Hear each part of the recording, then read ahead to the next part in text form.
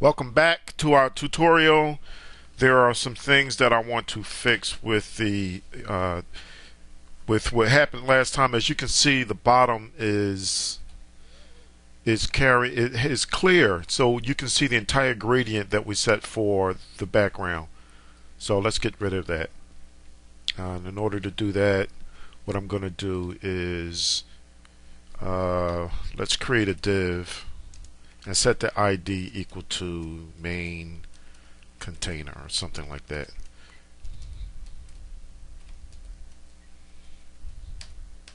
Divs are still useful from time to time.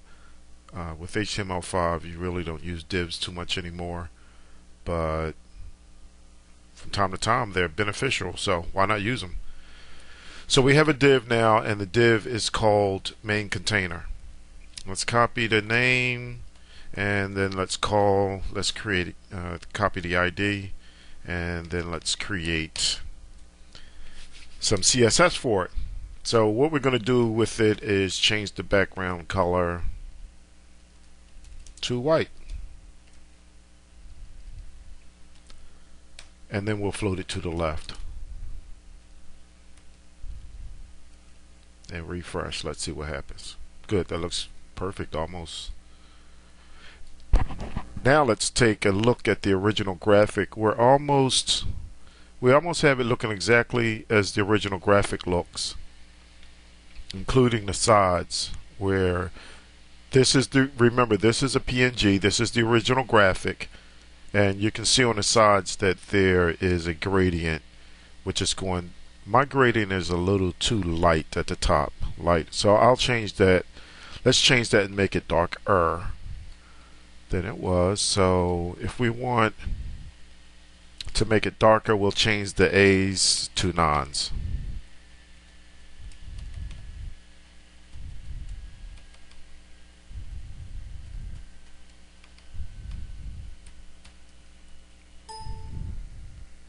So we have a save on that, and then let's refresh and see how it appears to us. Control R.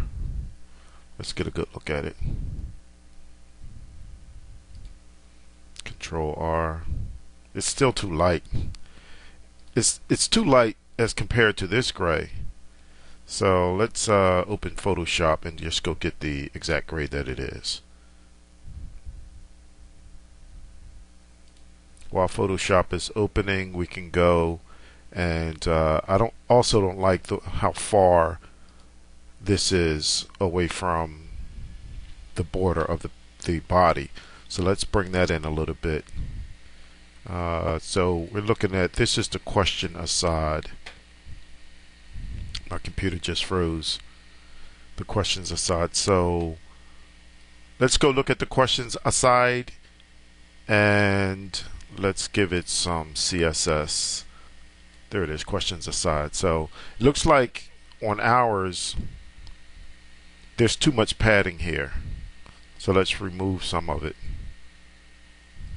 Let's try 20. Let's see what happens. Too much. Let's try 30.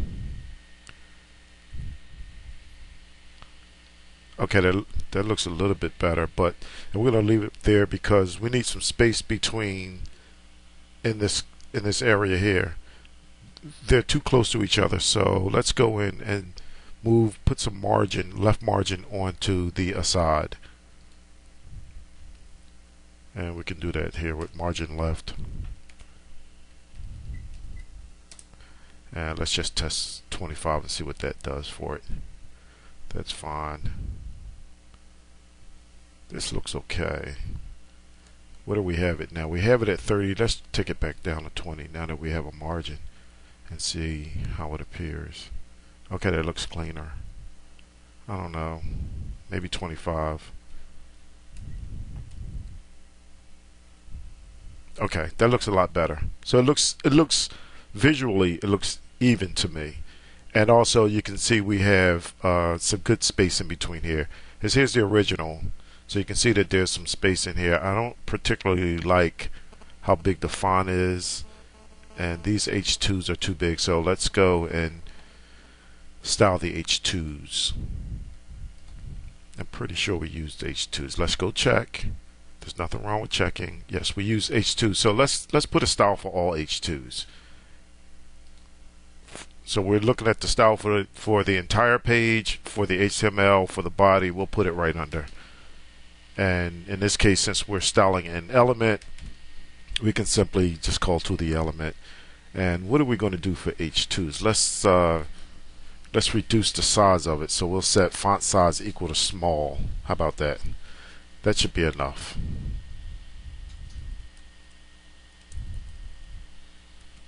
And let's refresh, see what it looks like. That looks a lot better.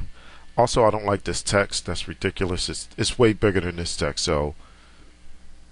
But there is a problem because I did set the text for the entire page. Let's set the text for the entire page to be small. I thought we did that already. Font size small for the body. Let's make it for the entire page.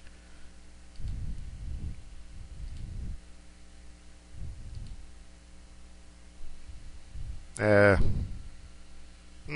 looks okay. The other thing we need to do is let's put some style onto the form. Look at the way the form looks here, and then look at the way the form looks here. So we should bring the form into so that it mimics this. Remember how you can get the colors, whatever color the client gives you. Simply go into Photoshop. Let's bring it down so that we're already at the top. Just go into Photoshop, use the eyedropper tool, and it looks like it's all sixes. So we can go into the CSS, and for the gradient we'll use all sixes instead of nines.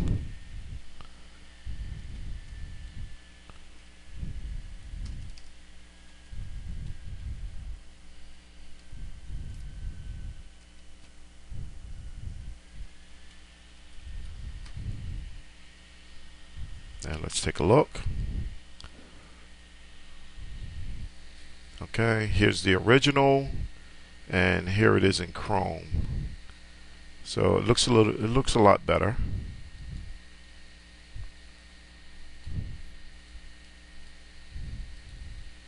It's okay, it's closer. I'm satisfied with that. So now we'll style the form just by putting in some style for the form elements. We'll start with that. So whenever I'm writing CSS, I like to keep the CSS close to the place where its parent CSS is.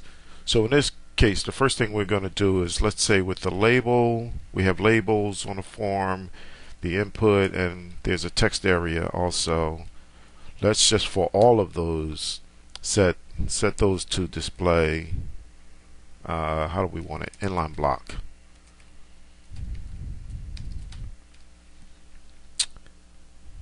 And we need to set it for inline block so that we can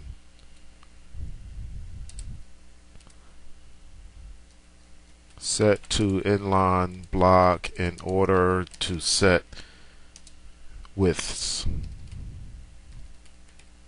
Okay, that's good enough. And then we'll set, for each of them, we'll give a padding. We'll start the padding low. Let's see what 2 does for it. If it looks good, then we'll keep it at 2. Something didn't work because nothing moved. Did you see that? So I set the padding to 2, so there should be some space between here, and there isn't. So let's go and see why that is. Padding is 2. That's for the whole thing. Let's go down, and for the labels themselves, let's align the text, and let's make the width about 20%. Again, when you're doing CSS, if you don't know the exact numbers, you can just test them. So that looks fine, but I'm still not seeing the padding. And we're out of time, so we'll continue this in the next video.